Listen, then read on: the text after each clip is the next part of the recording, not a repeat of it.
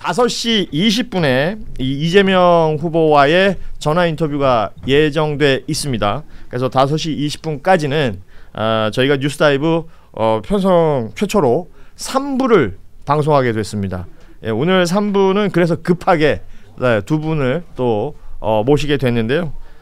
한 분은 그냥 한겨레에 계속 앉아 계신 분이기 때문에 예, 바로 모실 수가 있었던 우리 권태호 한겨레 논설실 실장님 모셨습니다. 어서 오십시오. 예, 안녕하세요. 예.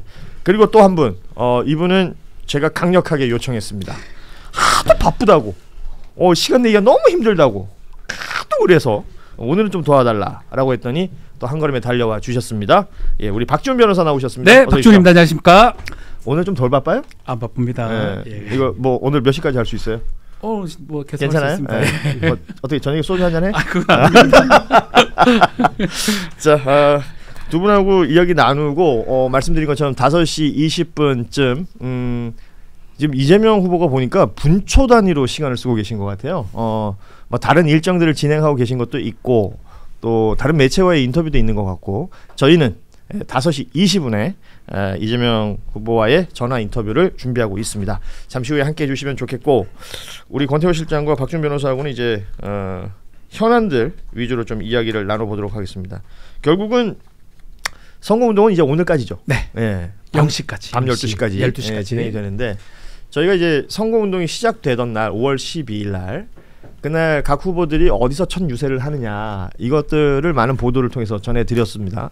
당시에 이재명 후보는 광화문 청계광장에서 이 촛불혁명 또 빛의 혁명 이야기를 하면서 거기서 시작을 했었고 국민의힘 김문수 후보는 가락시장을 갔었죠. 네. 예, 미스 가락시장이라는 희대의 명언을 또 남기기도 했습니다. 그리고 이준석 후보는 지역에서 함께했습니다. 전남 여수에서 선거운동을 시작했고 여수 산단에서 시작을 했습니다. 그러면 이제 마지막 유세는 어디서 할 것이냐? 요거 우리 박준 변호사 한번 정리해 주실까요? 지금 이재명 후보는 서울 여의도공원에서 예. 지금 마무리를 한다고 하고요.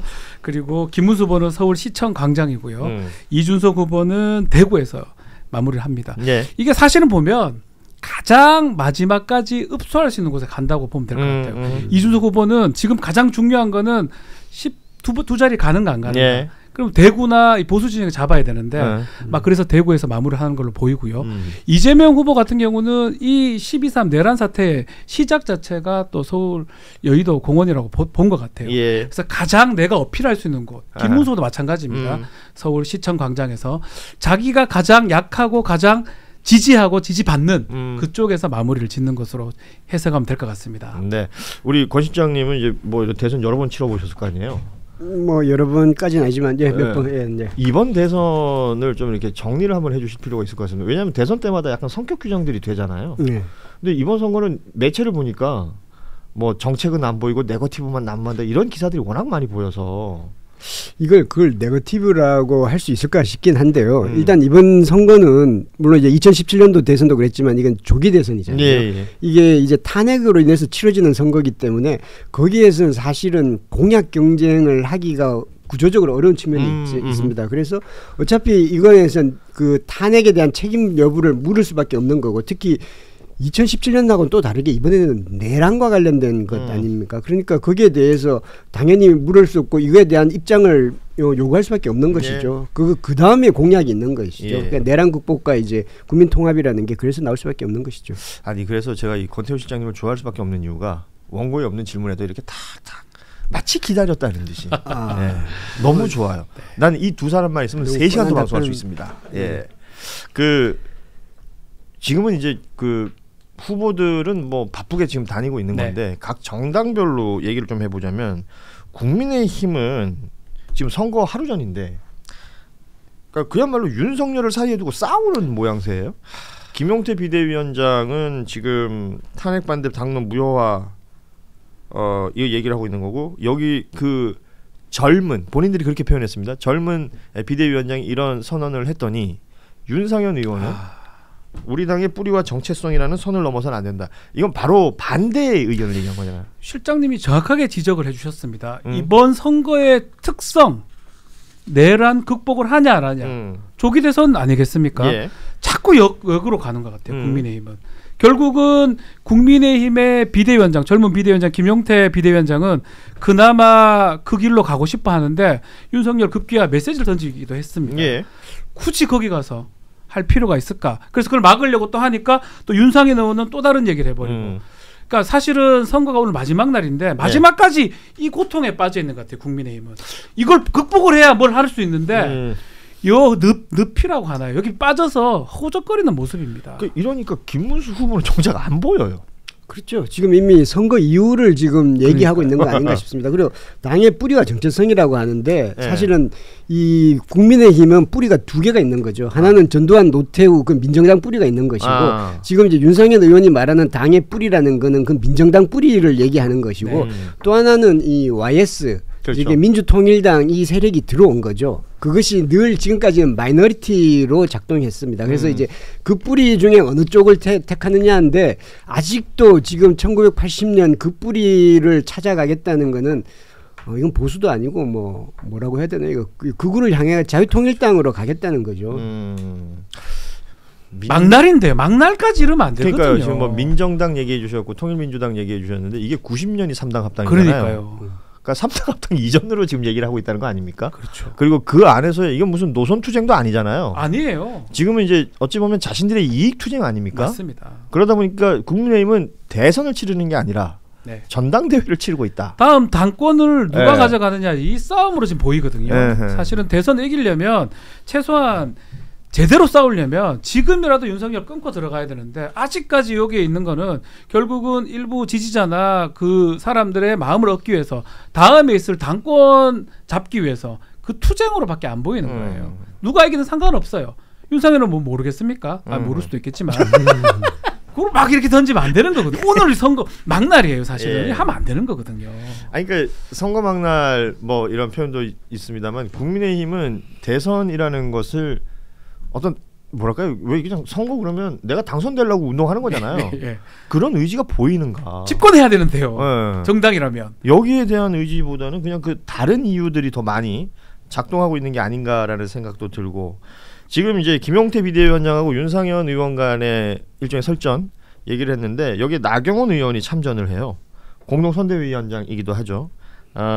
우리 당은 이제 이 선거 끝나면 당 개혁도 확 해야 한다라며 지금은 비대위원장의 의견이 더 당의 공식 의견이라고 아시면 된다라고 말했습니다.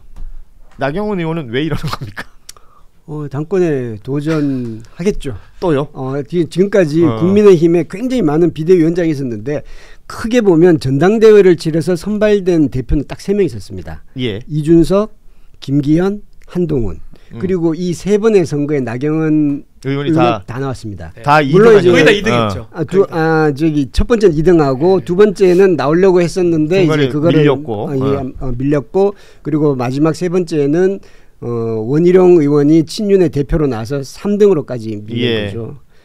이번에 또 안 나올 수밖에 없습니다. 나오게 될 겁니다. 나오게 되면 이번에는 윤석열과는 약간 거리두기를 하는 형태가 될 것 같고요. 그래요? 그리고 사실 어떻게 보면 나경원 의원은 윤석열 쪽과 가까워지면 정치적으로 입지가 좁아졌고 윤석열과 멀어지면 정치적으로 오히려 이득을 봤었습니다.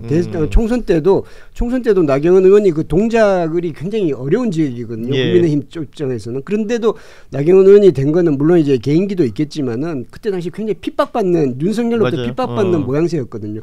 그렇게 해서 되고 나서는 다시 이제 한남동 가고 이러면서 정말 모르겠어요. 사람들이 그렇죠. 왜 저러는지 오히려 사실은 나경원 의원은 수도권 의원이기 때문에 어느 정도의 약간의 그러니까 개혁적인 이미지를 띠는 것이 정치적으로 유리할 수도 있었는데 물론 본인의 생각과 가치관과 그리고 또 본인이 정치적인 그쪽이 더 유리하다고 판단했던 모양입니다. 근데 지금은 다시 그렇게 이제 예를 들면 이 김용태 위원장, 비대위원장의 의견이 더 당의 공식 의견이라고 이쪽으로 한다 하더라도 그 전에 있었던 기억이 너무 강렬하기 때문에 한남동 관저 정문 앞에서 효과가 좀 크진 않죠. 결국은 그때 그러는 것 같아요. 나경원 의원 잘 알지 않아요? 알죠. 근데 안다고 해가 뭐 그렇게 평소에 누나라고 부릅니까? 아니요. 저는 그렇지 않은데. 근데 지금 우리 실장님 정확하게 말씀하셨는데 일관성 같은 게 없어요. 그러니까 그때 맞게 지금 발언을 하거나 메시지를 하는 거거든요. 그래서 나경원이라는 정치인이 무슨 생각으로 정치하는지 잘 모르겠어요. 그러니까요. 예. 그게 문제예요. 그러니까 사실은 일관성이 있어야 돼요. 만약에 그때도 친윤이면 지금도 친윤이어야 되고 그게 아니라면 계속적으로 내란이나 계엄을 비판했으면 지금도 그런 맥락이 같아야 되는데 네. 이랬다 저랬다 하는 모습이 결국은 당권과 관련이 있다. 다수의 어떤 당원이나 이 지지자들한테 어필하는 모양새가 아닌가. 그렇게 지금 인식이 됩니다. 당권 도전 할 걸로 봅니다. 100%입니다. 그러니까 당권 도전을 한다. 그러니까 뭐 현역 의원이니까 네. 그리고 다선 의원이니까 정치적 자산이 무언가는 있을 것 같다라는 생각을 합니다만 도대체 뭘로 정치를 하고 있나 이런 생각이 한 번씩 드는 건 또 사실이에요. 네. 예. 지금 국민의힘은 그런 상황인데 여기에 이제 또 한 명 한동훈 전 대표가 또 쓱 한 숟가락 얹어요. 우리 당의 정체성은 불법 계엄 옹호가 아닌 불법 계엄 저지입니다. 그래야만 합니다. 요 그래야만 합니다 7글자가 한동훈임을 표현해주는 글자죠. 네, 맞습니다. 예, 그렇죠? 예, 그래야만 합니다. 요 문장이 없었으면 약간 밋밋할 뻔했거든요. 네, 예. 결국 한동훈 전 대표도 자신의 이 당권 도전을 위한 뭐 선거 유세도 다니고 운동도 했다 이런 평가 계속 받잖아요. 그러니까 사실은 선거 유세할 때 김문수 후보랑 같이 처음부터 하지 않았고요. 급기야는 이름 뭐 새긴 옷도, 걸로 예. 나왔었고 국민의힘 후보, 우리 당 후보 이렇게 해서 김문수 후보를 이름을 뺐던 적도 있었습니다. 예. 그런 걸 결국은 뭐 본인이 원튼 원치 않든 본인의 어떤 선거운동 나중에 당권 노리는 그런 게 아니냐 이런 평가가 지금 되고 있고 급기야는 지금 오늘 마지막 날인데 좀 사라져 버렸어요. 마지막 날까지 해야 되거든요. 그래야지 한 표를 더 얻는 그런 게 있는데 피곤했던 게 아니라 피곤하기도 하죠. 피곤하기도 한데 사람인 이상 예. 뭐 또 안 될 것 같기도 하고 그러니까 뭐가 안 맞는 것 같기도 하고 예. 실제로는 김문수 후보랑 계속 같이 다녀야 되거든요. 그게 저도 뭐 한번 그 좀 굽이 높은 신발을 네. 신고 오래 있어봤는데 피곤하긴 해요. 저도 피곤하더라고요. 예. 무릎도 조금 아프고. 우리 신어봤잖아요. 많이 신어보죠. 예, 예. 예. 유세 때는 그게 운동화 네, 훨씬 우리는 좋습니다. 뭐 여기서 이런 얘기하는 게 훨씬 더 재밌는데 예. 우리 권태우 실장님은 좀 품격 있는 얘기 좀 아니 해주세요. 아니. 아니 그러니까 한동훈 전 대표는 그냥 처음부터 아예 그렇게 규정이 되어 버렸던 것 같아요. 이번 대선 들어오기 전부터.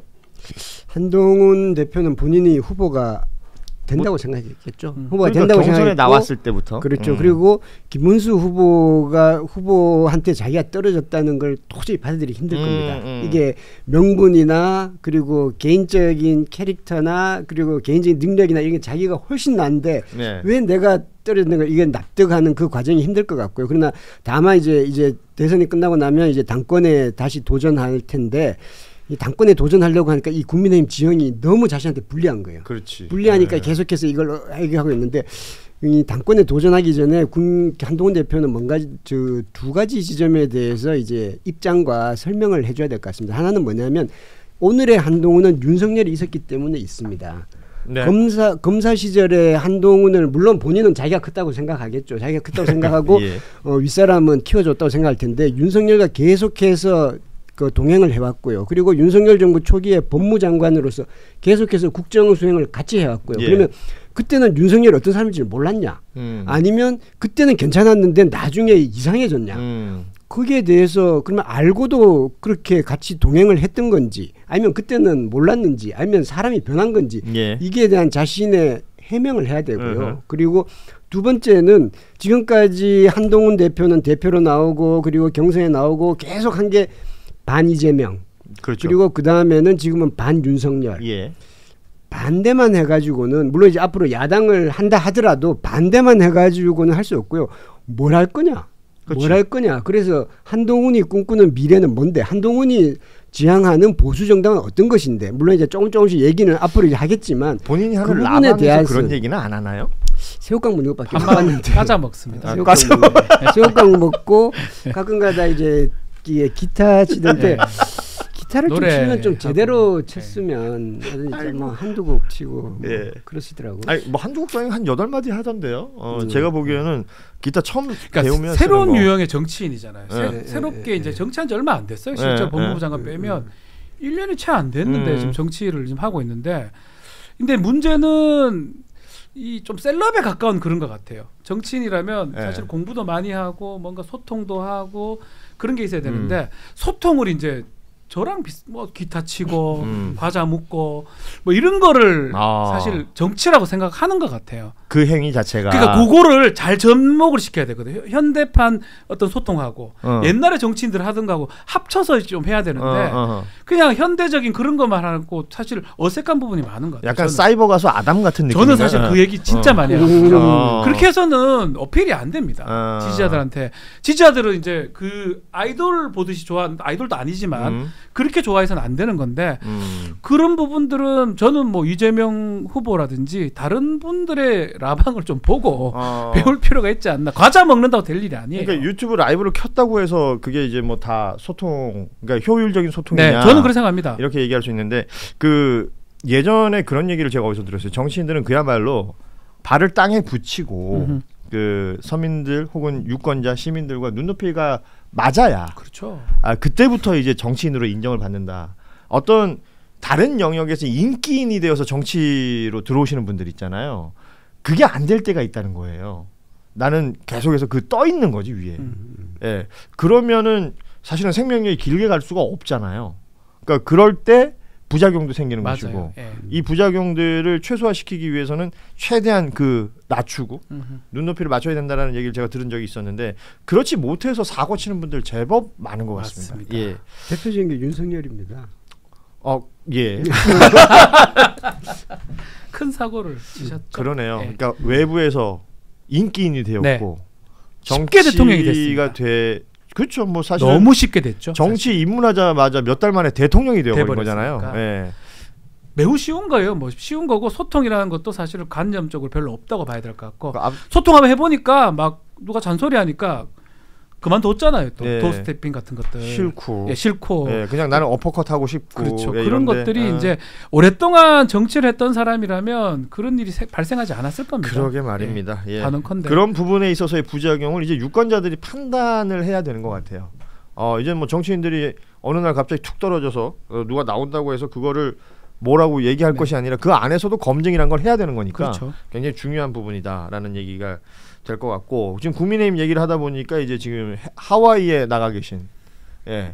홍준표 전 시장도 페이스북에 글을 하나 올렸던데요. 그러니까 태평양 건너 내 나라에서 벌어지고 있는 일들이 참으로 슬프게 보입니다.만 내일이 지나면 또 다른 새로운 세상이 열릴 겁니다. 뭐 이렇게 말을 시작하고요.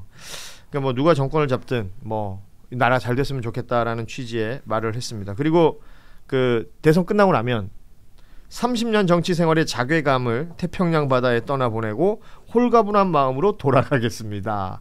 이거는 정계 복귀한다는 얘기일까요? 저는 그렇게 보입니다.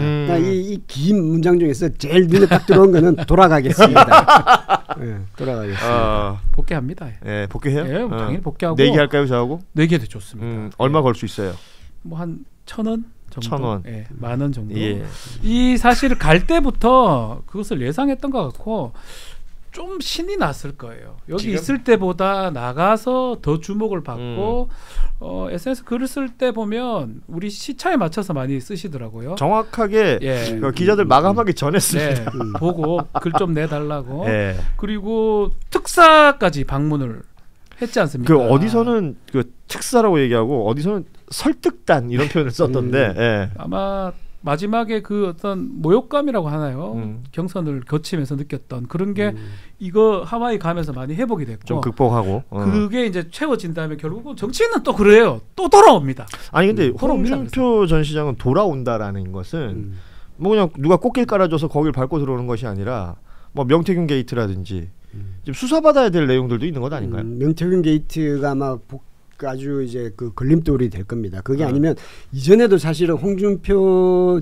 후보라고 해야 돼요. 홍준표 전 시장은 이런 적이 좀 있었습니다. 2012년도에 그때 당 대표하고 이제 중간에 물러났죠. 물러나고 해서 이제 정치 생명이 끝났구나라고 했는데 경남지사를 엉뚱하게 경남지사를 가가지고 복귀를 합니다. 이건 아무도 생각 못했거든요. 맞아요. 그리고 그 이후에 2017년도 대선 나가서 또 후보가 돼서 그리고 또 떨어졌어요. 네. 떨어지고 나서 이제는 끝났구나라고 했는데 갑자기 또 대구에 시장 뭐 무소속으로 의원으로 나갑니다. 무소속 의원으로 나가서 되고 대구시장이 되고 이게 옛날에 이제 이인재 의원을 보고 피닉제 뭐 이런 얘기했는데 아마 홍준표 전 시장이 그 길을 따르게 되지 않을까. 아직 요즘 수명도 길어지고 그렇죠. 해서 이제 또 아직 건강하고 그리고 저는 이제 사실 홍준표 시장이 이제 또 하와이 가면 약간 이렇게 조금 이렇게 휴지기를 갖고 할 줄 알았는데 거의 뭐 가자마자 동시에 그냥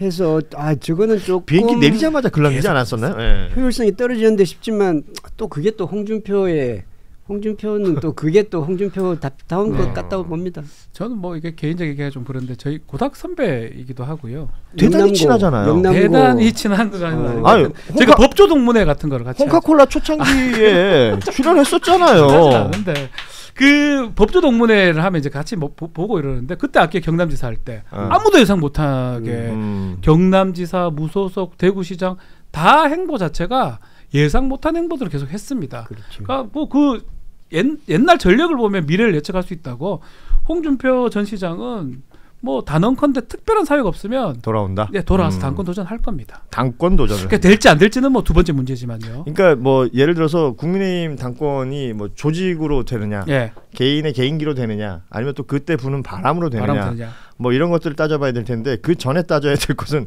국민의힘이라는 당은 계속 존치할 수 있느냐. 어떻게 보십니까? 이게 저는 쉽게 무너지진 않는다. 무너지진 않는다. 아니 뭐 예를 들면 이런 거 있잖아요. 저는 제 기억에는 맞다면 아까 말씀하셨던 민정당부터 시작해서 3당 합당 이후에 민자당 되고 신한국당, 한나라당, 새누리당, 자유한국당, 미래통합당, 당명은 100% 바뀝니다. 당명은 바뀝니까? 당명은 100% 바뀌고 당명은 뭐 곧 바뀌고 이제 그런데 이제 그 조직 자체는 이게 뭐 이렇게 분산되든지 그런지는 않을 겁니다. 그리고 이제 사실 나가서 유승민 의원도 그렇고 나가서 이게 뭘 해보려고 했던 사람 다 이게 실패였고라는 그런 기억이 있어서 오히려 이제 민주당 쪽은 나가서 이렇게 성공해서 이렇게 한 경우가 있었는데 국민의힘 이쪽 계열은 그런 적이 없었고 그것도 보수적이고 또 하나는 국민의힘이 돈이 많아요. 많아요? 그게 이제 건물만 해도 한 600억 정도 아마 지금 시가가 600억 정도 될 부동산, 테고 그건 만약에 나가면 이게 이제 제로 베이스에서 시작해야 되잖아요. 그러니까 여기서 당권을 먹으면 그게 물론 이제 자기 개인 자산은 아니지만 그걸로 인해서 이렇게 베이스가 있으니까 베이스가 있는데 그리고 이제 여기 사무처 직원들이 아무도 안 가죠. 그렇죠. 국민의힘에 있고자 하겠죠. 국민의힘에 있어야 되고 뭐 여러 가지 그런 이게 기득권이라는 게 있는 거잖아요. 뭐 현명한 것도 아니고. 저도 지금 선거 마지막 날인데 지금까지 윤석열하고 절연을 못하지만 의외로 선거가 끝나잖아요. 그럼 전당대회로 갑니다. 그때는 정리된다? 다 끊었다고 할 겁니다. 그래서 실제로 뭐 해산이라든지 정당이 소멸할 가능성은 적다. 그리고 대구 경북이나 뭐 영남 지역에 근거지가 있거든요. 아니 그러니까 쪼개지는 건 어때요? 쪼개지면 유승민이 유승민이 된다는 게 힘들거든요. 배고프고 못 나갑니다. 아무도 못 나갑니다. 그러니까 지금 저기 초선이나 영남 지역 의원들이 그 안에서 자꾸 아무 목소리 못 내는 이유가 그거거든요. 공천 받으면 되니까요. 그렇게 얘기하면 반대로 얘기하면 윤석열을 다 끊어낸다라고 치면 대선 이후에 열릴 전당대회에서는 오히려 한동훈 전 대표가 더 유리해질 수도 있다는 얘기가 되나요? 그러니까 어떻게 나오냐에 따라 다른데 뭐 한동훈 대표가 될 가능성도 배제할 수는 없겠죠. 한동훈은 이미 60% 이상 받아서 당 대표가 된 전력이 있거든요. 과거에 한번 했었고. 그래서 그거를 잘 잡는 사람이 아마 당권을 잡을 것 같습니다. 그래요. 없어지지는 않습니다. 없어질 것 같으면 뭐. 그래서 뭐 이제 쪼개지거나 아니면 이제 뭐 당명 바뀐다라는 얘기는 다들 하시는데 그러면 다음 당명은 뭐겠느냐 뭐 이런 얘기들도 하고 아니 왜냐면 거의 다 나왔어요. 그 여러분 기억해 보세요. 국민의힘이라는 이 당이 당이라는 단어 안 쓰는 첫 번째 정당이에요. 우리나라에서 뭐뭐 당이었는데 그래서 국민의힘 당이라고 안 부르잖아요. 본인들도 그렇게 불리기를 원치 않고 국민의힘 이러죠. 근데 이제 무슨 당으로 돌아올 것이다 라는 얘기를 많이 하시던데 무슨 당이 있을까요? 지금까지 뭐 안 쓴 당이 없어가지고. 근데 그건 뺄 것 같아요. 자유하고 통일은 뺄 것 같아요. 자유통일 뺀다. 그건 예전에 자유한국당도 있고 했었는데 네. 그거를 그 단어를 쓰진 않을 것 같아요. 자유통일당이 두 개 딱 옆에 있기 때문에 그러니까. 자유와 통일자 쓰면 안 돼요. 그럼 우리하고 공화도 쓰기 어렵지 않나? 그러면 어렵네. 남는 단어가 몇 개 없어요. 별로 없어요. 예. 민주도 못 쓰는 거고. 그게 뭐 정의 이런 거 남잖아. 그 국민. 정의당도 있어요. 정의당도 있잖아요. 아니 어게인 민정당 어게인 민주정의당이요. 예. 민정당. 왜냐면 약간 그 시절의 느낌이 좀 강해가지고. 뭐 그렇게는 뭐 안 하겠지만 우리가 고민 안 해도 알아서 또 네. 혹시 또 몰라 여기 또 하나 만들어 올 것 같은데. 영어로 이름 지을 수도 있어요. 뉴 파리 뭐 이런 거 지을 수 있어요. 아마 통합 뭐 연합 뭐 이런 정도를 연합 연합이 있겠구나. 보수연합. 보수연합 뭐. 보연. 예.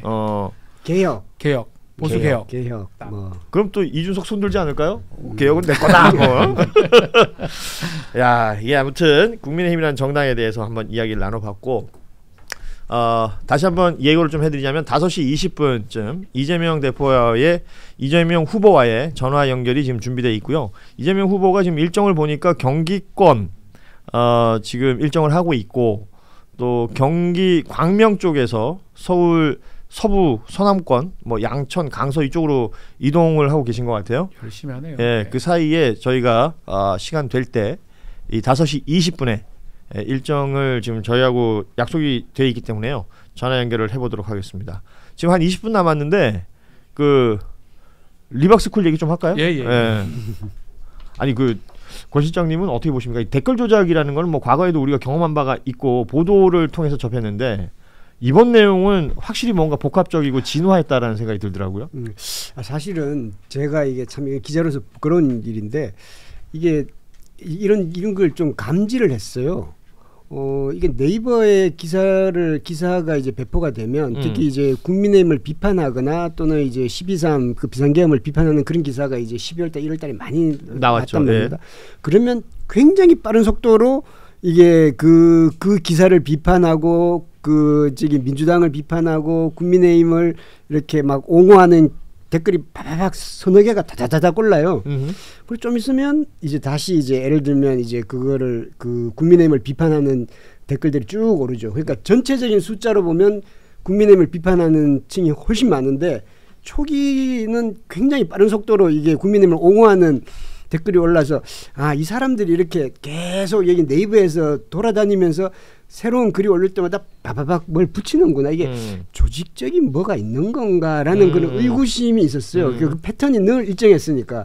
근데 요번에 보니까 그걸 알겠더라고요. 요번에 이제 그 댓글 공작단이 네이버 기사에서 10분, 15분, 5분, 10분 만에 딱 낚아채서 해라. 그래서 초기에 이렇게 장악을 하면 그것이 이제 네이버 우수 댓글에도 오르고 그리고 사람들이 이렇게 생각하는구나라고 해서 그 흐름을 몰아갈 수 있다라고 했는데 별로 효과적이진 않았을 것 같아요. 왜냐하면 이게 이 수량의 차이가 너무 차이가 나는데 어쨌든 간에 그 패턴은 상당히 유지됐었기 때문에 그리고 제가 이제 뉴스타파 보도를 보면 굉장히 허술하다.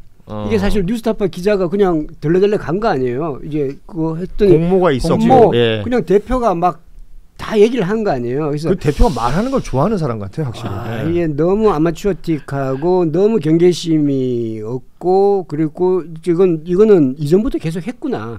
그렇지. 이게 이제 이번 대선뿐만 아니라 이전 선거에서도 계속하고 원래 이것이 효율적이고 효과적이라는 생각을 했기 때문에 저는 계속하는 거고. 그리고 또 하나는 이 생각은 합니다. 지금까지 김문수 후보, 국민의힘, 용산 뭐 이렇게 연관성이 명확하게 드러나진 않았지만. 뭔가의 커넥션은 있지 않을까라는 의구심을 갖게는 해봅니다. 왜냐하면 우리가 열심히 했어. 열심히 댓글도 막 달고 했어. 아무한테도 안 알려. 나는 그냥 애국적인 행동으로 했어. 이걸 해서 끝내. 그러지는 잘 않습니다. 사람들이 내가 했으면 내가 이제 미리 상의를 안 했더라도 내가 했으면 나 이런 거 했어요라고 자랑이라도 하고 뭐 생색이라도 내고 그러지 않을까요? 일반적이면 아니 뭐 대부분의 분들이 받은 충격이나 문제의식은 거의 비슷한 것 같고 크고요. 그 우리 박지문 변호사한테 그것 좀 여쭤보고 싶은데 이분들의 장명 센스에 대해서는 어떻게 평가해요? 리박 스쿨 글쎄요 리박 저는 처음에 리명박에서 그 리박이 이런 생각도 이명박 했었는데 박근혜. 이명박 박근혜. 이승만 박정희니까 글쎄요. 리도 사실 리승만 뭐 좀 북한식인 느낌이 들긴 한데 RHE더라고요. RH죠, 그렇죠. 그렇게 가니까 리박으로 한 것 같은데 글쎄요. 와닿지는 않는데. 그러면 자손군은 없다. 그것도 더 웃깁니다. 자유 손가락 군대. 네. 자손군.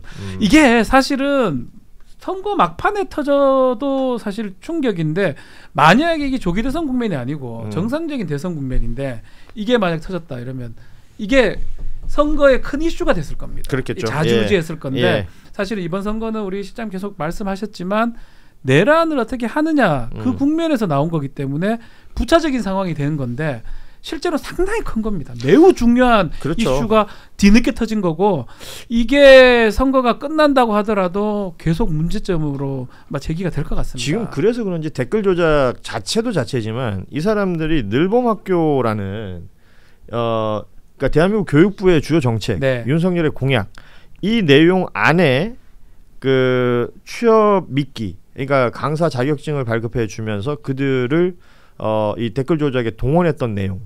그리고 그렇게 해서 강사가 된 사람들이 거기서 받은 자격증으로 강사가 된 사람들이 각 일선 학교에 가서 했다는 그 교육의 내용. 아이들을. 예. 그러니까 이런 것들에 더 집중하고 충격을 받으신 분들이 지금 많은 것 같아요. 네. 근데 비단 이 댓글 조작만으로도 큰 충격이지만 그 이후에 연결되는 이 일종의 사업 형태는 이건 하루아침에 만들어진 것 같지가 않고 그렇죠.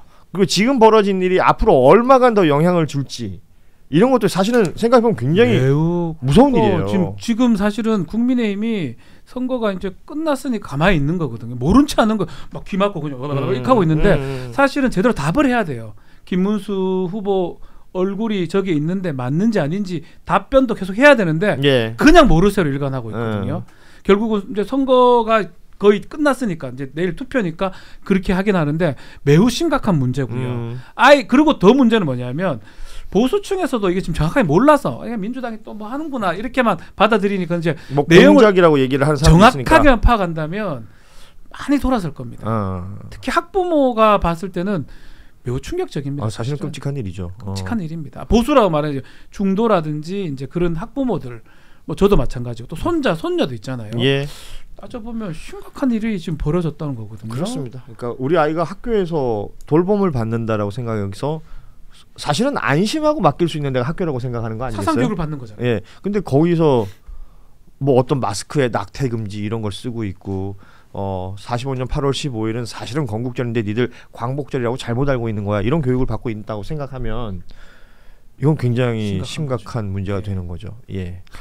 그 저희 제작진이 지금 저한테 질문을 하나 주셨는데 리박스쿨 수사하고 그러니까 내란 수사 뭐 자연스럽게 당연히 진행이 돼야 될 거고 향후에 있을 뭐 명태균 수사 등등이 국민의힘에 미칠 영향은 어떻게 보십니까? 라는 질문을 해주셨어요. 내란 수사가 아마 제일 먼저 할 겁니다. 순서상으로 하다 만 게 그거잖아요.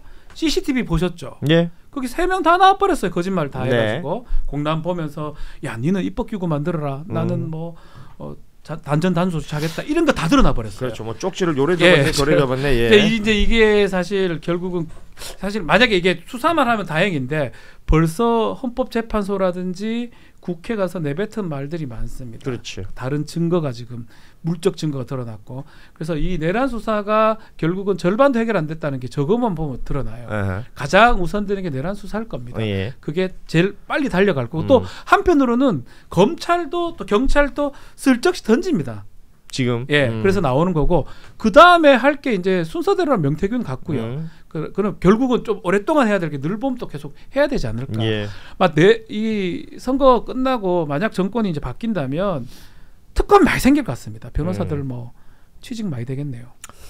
본인도 특검 의지가 있습니까? 제가 그 말을 하는 게 아니라 특검 많이 생길 것 같아요. 군 검찰 저는 특검 하면 특검 됩니다. 20년 이상 있기 때문에. 그러니까 경력도 되고 지금 조건은 다 되는 거 아닙니까?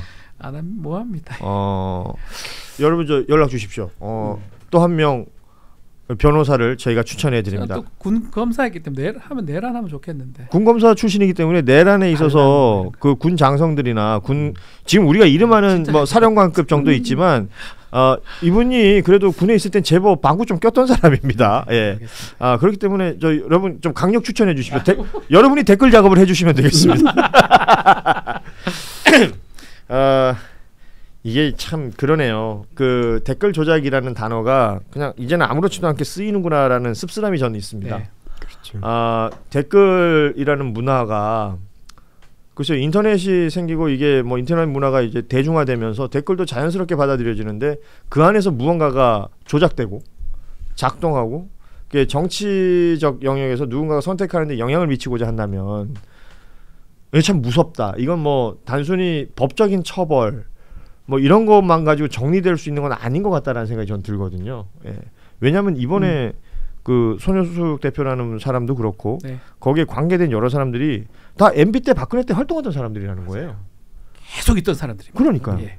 근데 그런 사람들이 청년들을 대상으로 취업을 미끼로 자격증을 준다는 이유로 거기서 댓글 조작을 시킨다면 이건 마르지 않는 셈이 될 수도 있겠다라는 생각이 드는 거예요. 네. 심각한 거죠. 걱정됩니다. 예.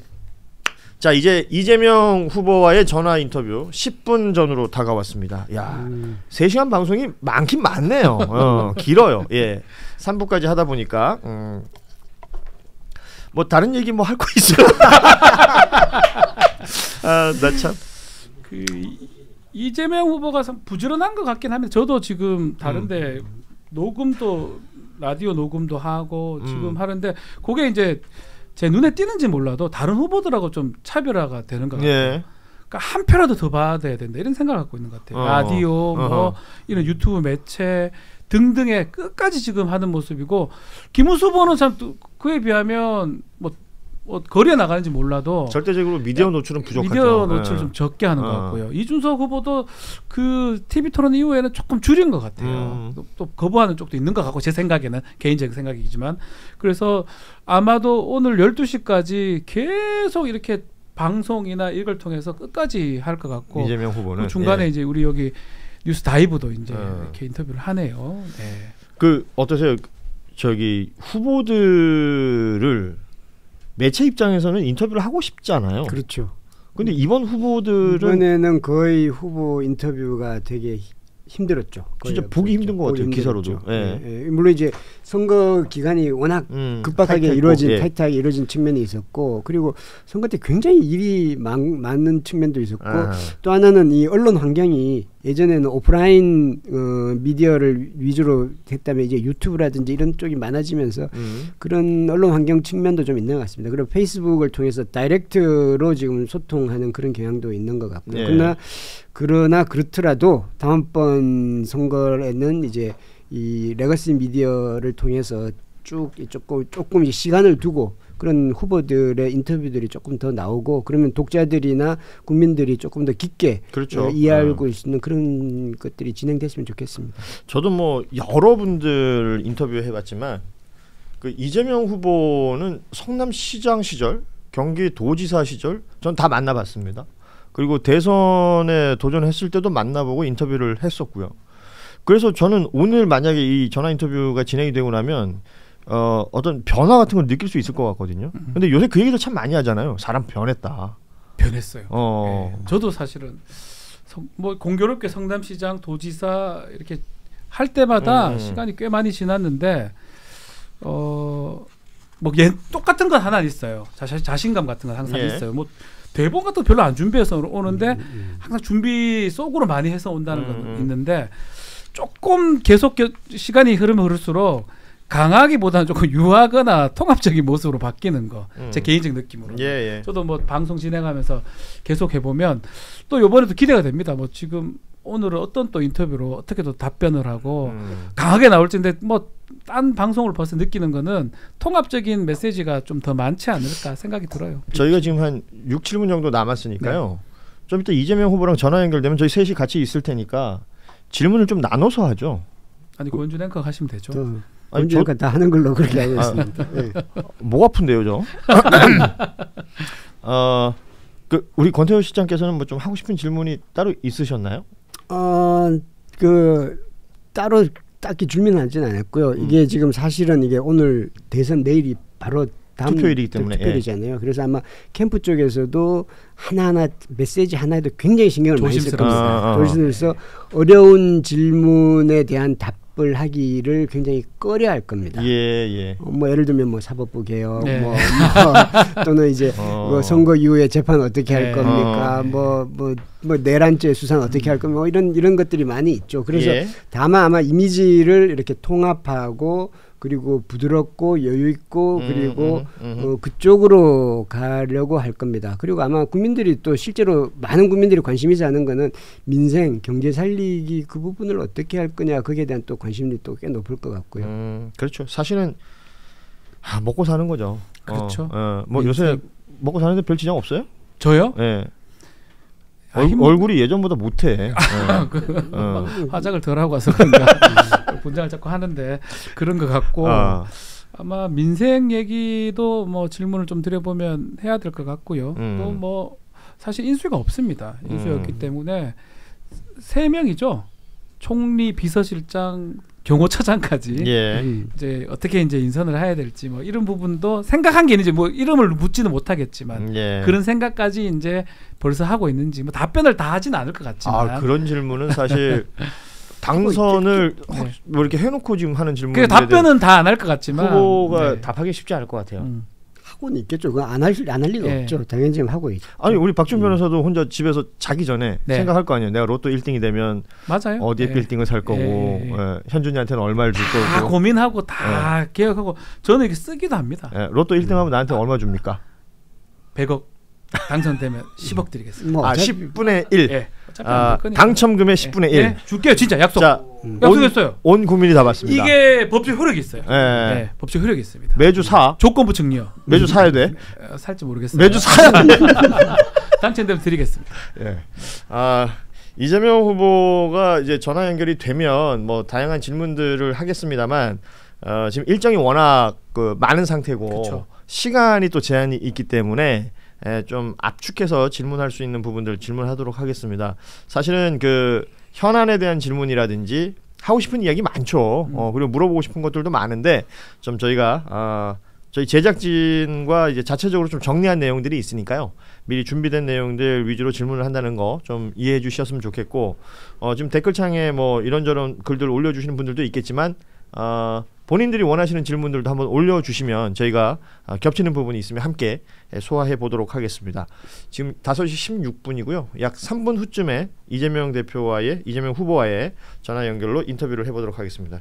경제 이야기 많이 나오는 것 같고 사실 그리고 이번 대선은 조기 대선이고 이제 대선에 대한 성격 규정을 어떻게 하느냐 이 부분에 대해서도 국민들이 많이들 생각하는 것 같아요. 왜 모든 선거가 그렇잖아요. 뭐 정권 심판이냐, 아니면 정권의 유지냐, 안정이냐, 뭐 이런 내용들 나누어서 질문하는 경우들이 있는데 그 부분도 이야기할 수 있을 것 같고 그리고 인수위 없이 바로 시작하는 정부가 되는 거 아닙니까? 그렇죠. 이것도 사실 어찌 보면 굉장히 큰 부담이잖아요. 국정기획위원회라고 하나요? 그렇게 해서 초기에 이제 인수위 비슷하게는 운영은 하죠. 근데 이제 당장 인선이라든지 이렇게 문재인 정부도 사실 돌이켜 보면 그때 당시에 초기에 꽤 혼선이 좀 있었던 것 같아요. 그때 당시에는 막 지나갔었는데 그런 점을 아마 이미 한 번의 경험이 있으니까 그걸 그렇죠. 알고 있을 거예요. 좀 인수위 없는 것에. 왜냐하면 문재인 정부가 경험했던 내용이고 문재인 정부의 당시 청와대나 이런 곳에 계셨던 지금 민주당 의원들 많으시잖아요. 네, 많죠. 그러니까 그 경험들을 제가 뭐 윤건영 의원한테 들은 얘기인데 그 자문위원회라는 걸 운영을 하잖아요. 그런데 한계가 분명히 있다는 거예요. 그렇죠. 그래서 그런 어떤 시행착오를 좀 줄일 수 있는 방안들을 지금 연구하고 있다라고 얘기를 했던 것 같은데 실제 후보한테도 한번 물어볼 수 있으면 물어보도록 하겠습니다. 그리고 이재명 후보가 이제 소위 말하는 이제 뭐 중도 보수 이야기를 하면서 확장, 외연 확장 이런 표현들 많이 썼어요. 그러니까 이것은 또 뭐 본인 스스로 평가했을 때 좀 성공적으로 생각하는 것인지 성공했지 않을까 싶어요. 이게 보수 측을 가지고 옴으로써 뭐 어차피 예컨대 뭐 진보 측이라 표현하겠습니다. 그쪽은 원래 있다면 보수까지 중간까지 더 크게 했기 때문에 그 부분을 보면 좀 더 캠페인이나 하기에 좀 편했던 부분도 있는 것 같아요. 실제로 선거 캠페인하는 와중에 보수 진영 사람들이 많이 왔어요. 이거에 그 효과가 있었던 거죠. 네.